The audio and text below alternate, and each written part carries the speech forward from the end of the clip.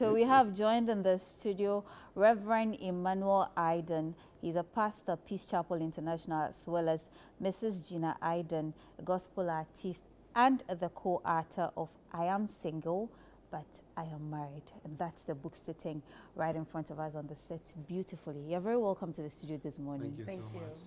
Thanks for joining us. How are you doing? Grace is helping us. Okay. Nice. What was the inspiration for this book?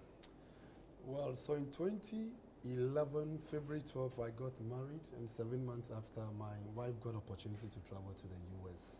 And I thought it was going to be a brief period of separation. Unfortunately, it took 6 years.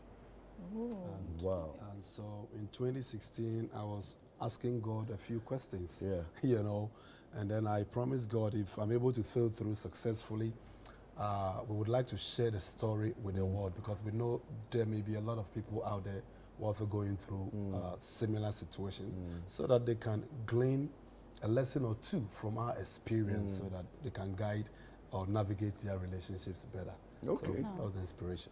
6 years of being partially single, if I'm allowed to say so.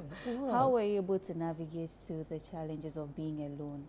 Yeah, it was very challenging, especially given the fact that I'm a pastor. You meet people, you lead people, and a lot of temptations, you know. But I was very deliberate in setting boundaries, because along the line, I realized the kind of content I was consuming, radio media, was putting me in a certain mood.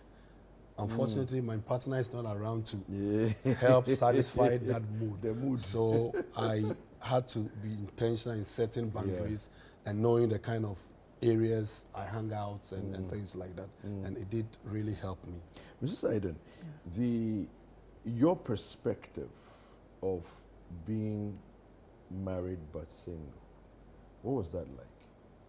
It was difficult. You know, I have to relocate to United States at a very tender age with pregnancy. That is when our first marriage. I mean, the first 6-7 months of our marriage. So, and that was my first pregnancy. So, you know, in America, it's not, the social life is not like Africa, where you have families around when you're pregnant and all that.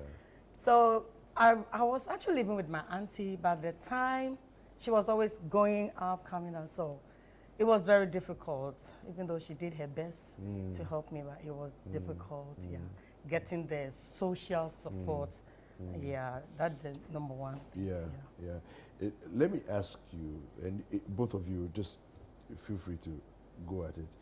If you were to go back in time, would you do anything different? Certainly. Yeah. Okay. I wouldn't advise such a situation, or I would not encourage anyone to. Unfortunately, it is happening. That is why the title of the book said The Other Side of Spousal Migration, because most times the side that we consider is the economic. I'm traveling abroad, I'll make some dollars, and everybody's looking at And it sounds very exciting. The other side, which is the social aspect, leaving your spouse or even your girlfriend or boyfriend behind, and especially it is more complicated when there are children involved. Some children, I'm sure, haven't seen their parent for like 20 years. You know, so as a pastor, I wouldn't encourage that. But you know, everyone has to make that decision by themselves, because it's very challenging and it opens up the relationship to infidelity. You are likely to stray off. Now, okay, go ahead. Mrs. Aiden, your book talks about loneliness, temptations, and the impact of distance on intimacy.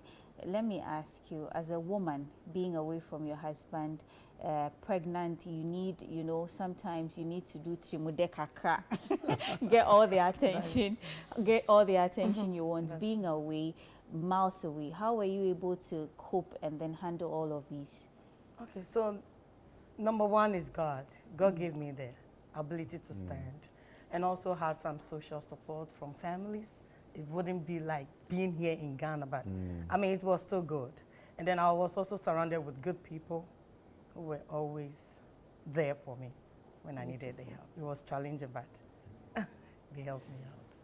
If you were to, somebody asked you, they're watching us on TV and they say, which chapter of the book do you think I should? I have 5 minutes. Which chapter of the book should I read first?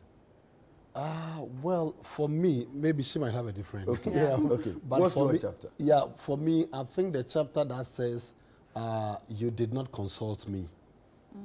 Wow. Maybe chapter 5 or you know, because in 2016 I was praying a lot of thoughts. In fact, we almost decided, we gave ourselves some kind of ultimatum that if by this time we don't get together, maybe we have to go our separate ways. Everybody would be free, you know. So I was praying. Critical, man. Yeah. Praying, fasting. Of course, as a pastor, these are the things I would like to do.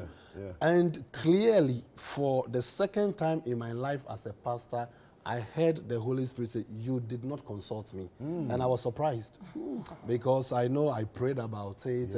But out of that encounter, I realized that there's a difference between praying and consulting somebody, you know. So I prayed about it, but I didn't wait for feedback from God. So there was no consultation. I only told him what I wanted to do. And that, for me, is my favorite chapter. Okay. Yeah. You did not consult me.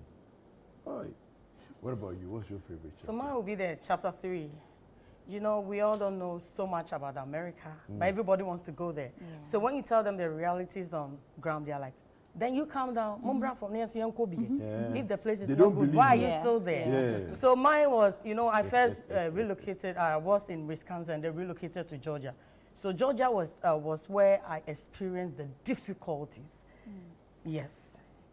America is a good place, but It's not easy like that. it's not. What were some of the difficulties that you experienced? Yeah, number one, so like the social support, it wasn't there, and pressure from men, it was very difficult. So I told my husband, no, please.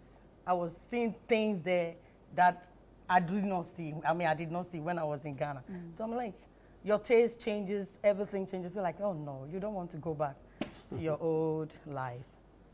Yes, it was really tempting. I want to ask you about that because you see, I've been through a similar thing and it ended up in divorce. So the question I in the back of my mind is, and I have a lot of friends who have gone out there and there are all kinds of challenges that happen. A lot of the times, people think, and in the Ghanaian culture, it seems to be the way people think that, oh, it is men who easily get tempted and easily give in to temptations, right?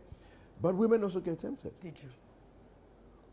What would typically be some of the things that would happen? I mean, because you see, I realize that men in Ghana are a certain way.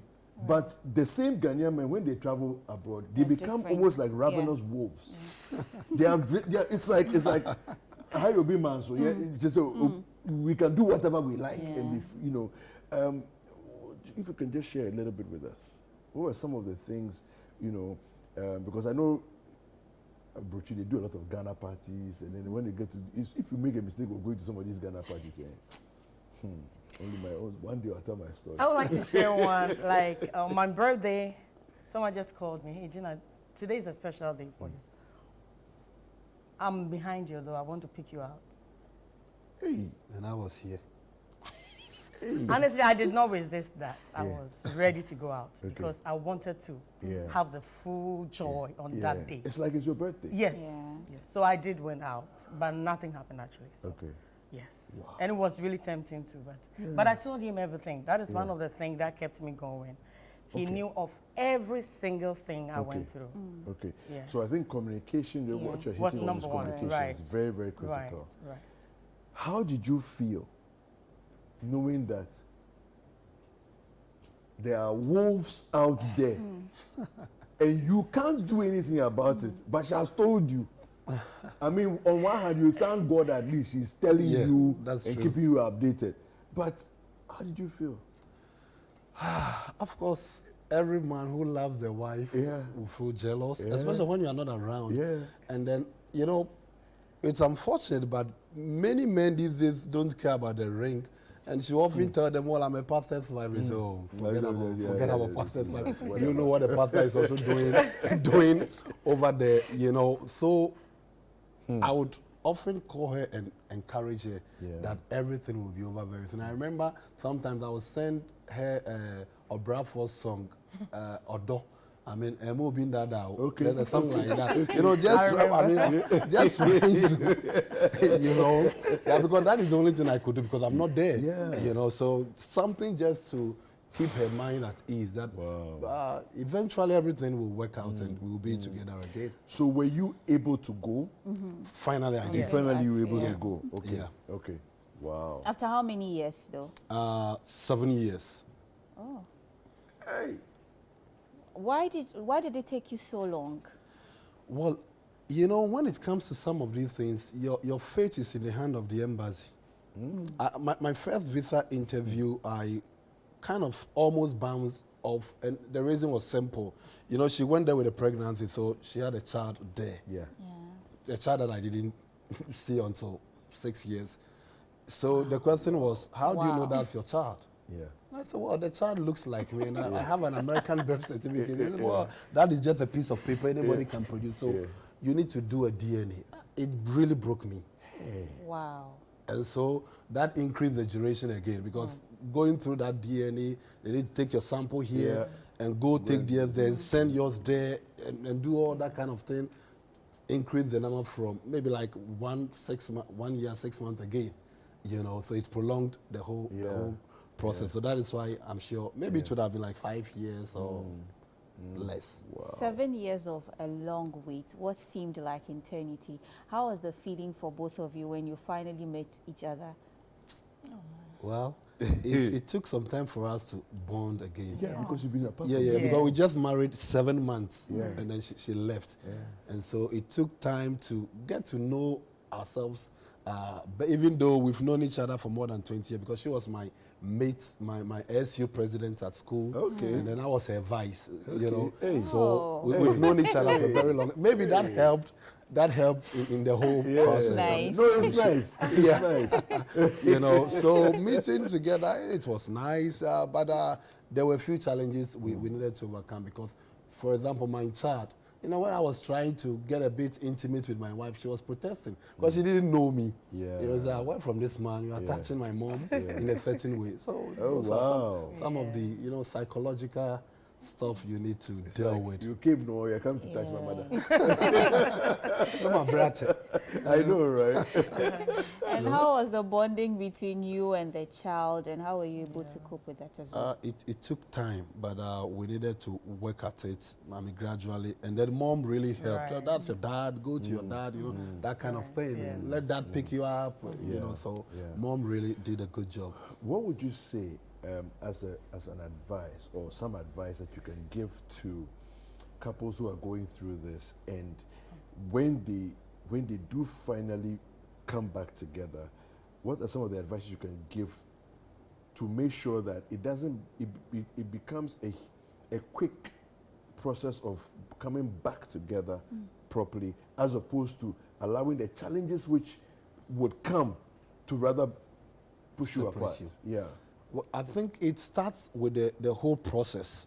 You know, while the process is going, the process of separation, at least you should be in constant communication, which my wife and I, we try to do. So at least you are still communicating. So once you get there, there's a certain level of foundation that has been built already.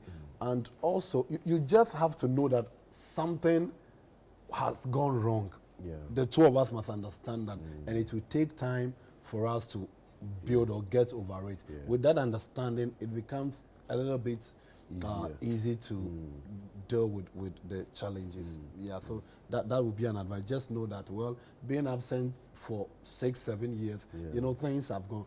Aristotle would tell you, nature abhors vacuum. Yeah. So once you've been away for 7 years, the vacuum has been occupied by something else, and it takes hard work to work at it and overcome those challenges. That's very interesting. The vacuum doesn't necessarily need to be occupied by a person. It can be by something else. Exactly. Expand that a little bit for me. Okay, so if mainly it's about somebody, Yeah. you know, because you're not away and somebody's taking your wife on her birthday out. And all of that. So kind of he's occupying my space, you know, and anything can happen out of that. But quite apart from that, the emotional vacuum that has been created. Apart from that, time, because I've wasted 6 years of my life. Maybe my children should have been older, much older than, but 6 years is gone down the drain, and it's going to take time and more money, you know, to be able to fix those things. So those are some of the vacuums that could be created. Now, on Sunday is Father's Day. Not only Father's Day, you have an event coming up on Sunday. Tell us about it. So for the 7th year, we have been hosting Thanksgiving worship. You know, in the U.S. around November, the last week in November, we celebrate Thanksgiving Thanksgiving season, where families get together and kind of do a few things. And so when I got to the U.S., we decided that as part of the Thanksgiving season, we want to do a Christian gospel concert. We'll bring people together to thank God and ask Him to help us for the next year. So we've been running that program for the past 7 years. And for the first time, we want to do it in Ghana in honor of fathers, because we realize that when it is Mother's Day, the hype is huge. There's a lot of hype. You know, a lot of hype. Father's Day, even some of the fathers don't know on which day the Father's Day, you know. So we decided to put a program together to honor fathers on this Sunday, 3 p.m. at Peace Chapel International. We have Uncle Ato, Kofi Usupipra, Maurice Babyface, and of course, Jinaidan being the hostess, and some other choir coming on board to help us honor fathers. And we are going to honor 10 fathers that we have selected. We asked people to write something memorable about their dads, and so we've picked 10 out of that, and then we just honor those fathers with some good treats. That's nice. That's good. Nice. That's good. So again, where is Peace Chapel International? So Peace Chapel is at Nyamiche Junction. Okay. Nyamiche Junction. So from La Paz, going towards Kwashima, just the Nyamiche Junction. Okay. That tall blue building, blue and red building, that is Peace Chapel International. Nice. Now, what time is this happening? 3 p.m. Great. Now, somebody may be watching and want a copy of your book. I am married, but I am single. How can one grab a copy? So for the global audience, Amazon and Barnes and Noble. Okay. But in Ghana here, you can also get one online, Book Nook Bookstore. Yeah. Book Nook Bookstore. You can get one. And then if you live around Abekan, La Paz, that environ, around the post office, Jacob Preparatory School, around that place, there's a shop there called Design Mandates. Okay. You can get a copy there. You can call this number 0539 484599. Okay. 0539484599. Okay. Yeah, so these are where you can get. Thank you. Thank you very much for joining us in this studio. Our pleasure. Right, so we've been speaking to Reverend Emmanuel Aidan. He's a pastor, Peace Chapel International, as well as Mrs. Gina Aidan, gospel artist, and the co-author of I Am Single, but I Am Married. So if you want copies of the book, do reach out to the numbers, and we hope that you're trooping as many as you can to go celebrate your fathers, as well as all men as we are celebrating fathers this coming Sunday on Father's Day.